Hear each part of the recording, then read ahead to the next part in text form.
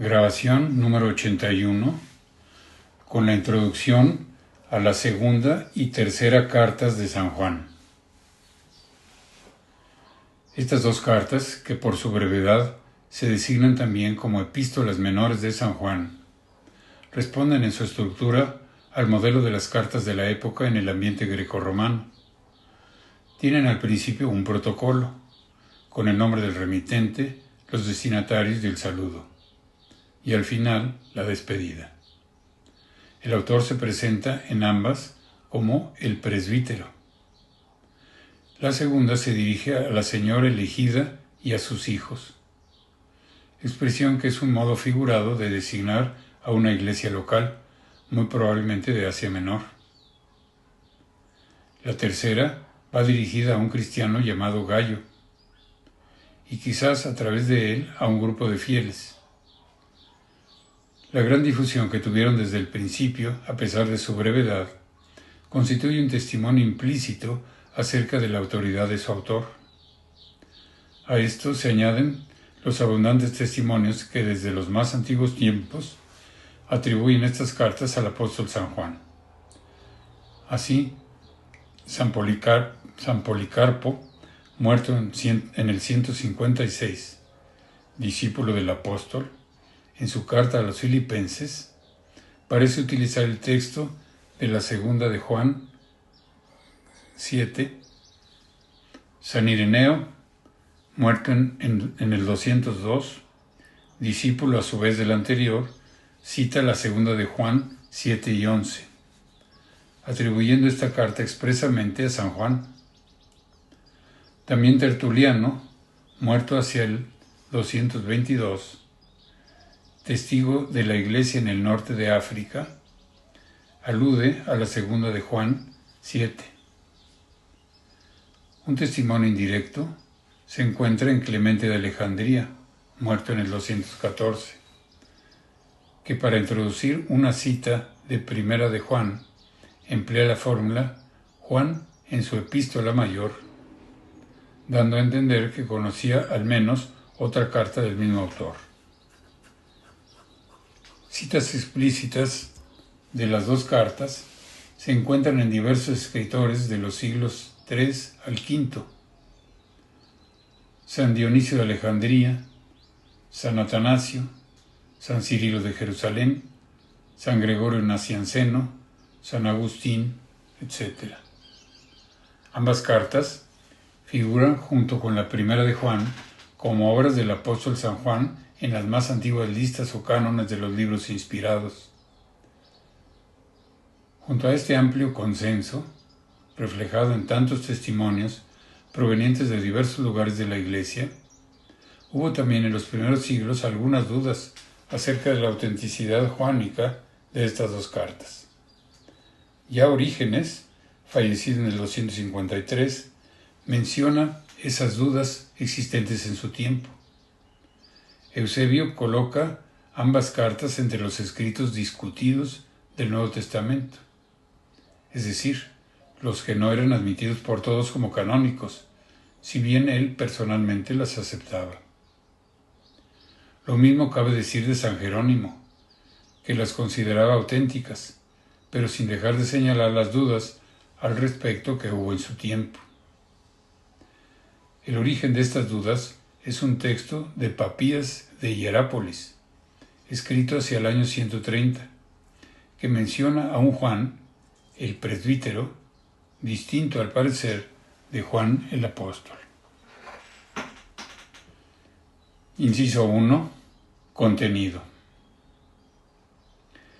En segunda de Juan, los destinatarios son señora elegida y sus hijos.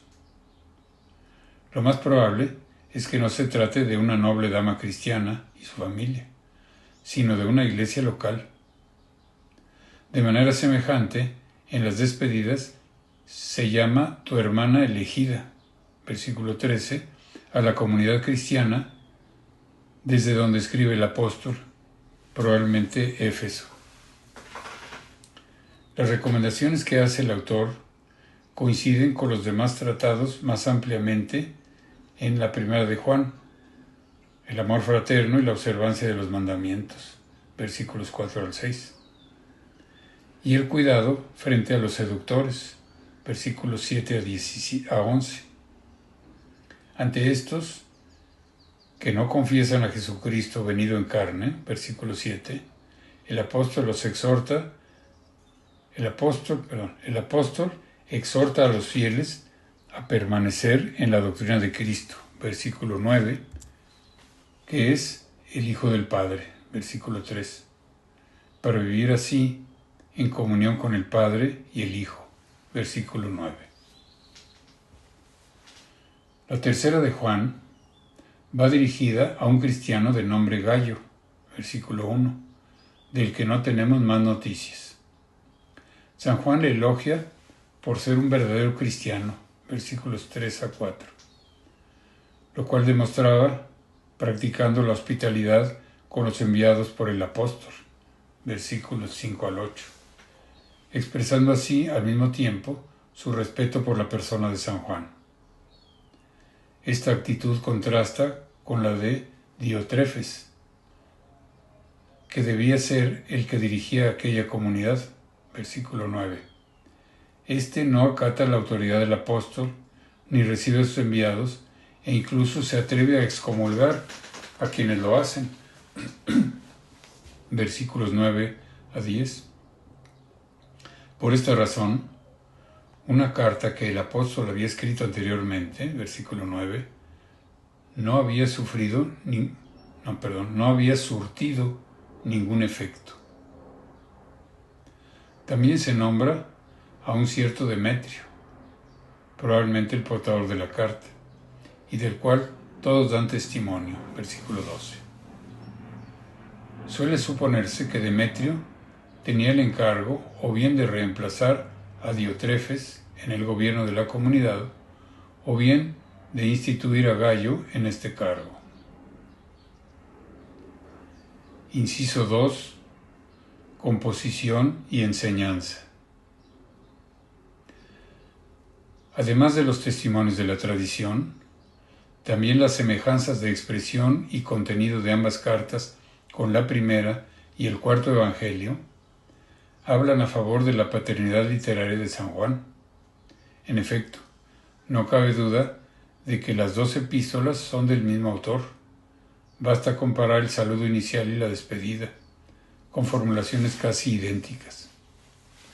Por otra parte, ambas, particularmente la segunda, contienen una serie de locuciones e ideas que son características de San Juan. Así son típicamente juaneos los giros: amar de verdad, conocer la verdad, permanecer en Cristo o en la doctrina de Cristo, poseer al Padre y al Hijo, referirse a la primera enseñanza cristiana con el giro como habéis oído desde el principio. La insistencia en el amor fraterno, amémonos unos a otros, mandamiento que no es nuevo, sino que lo tenemos desde el principio.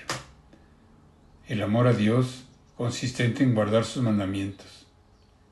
Quien obra el bien es de Dios, mientras que quien obra mal no ha visto a Dios. En las dos primeras cartas se habla de los muchos anticristos, falsos profetas o seductores que han aparecido en el mundo.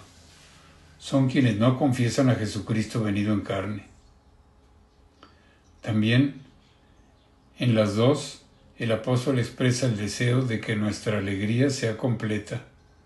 Como se ve apenas, hay un versículo de la segunda Juan que no tenga su paralelo en Juan 1.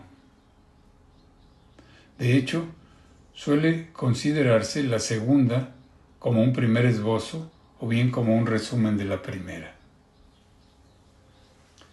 A falta de otros datos de la tradición, se puede suponer razonablemente que estas dos cartas fueron escritas en los últimos años del siglo I, como una advertencia en momentos en que el peligro de los herejes y disidentes no era aún tan grave como revela la primera de Juan.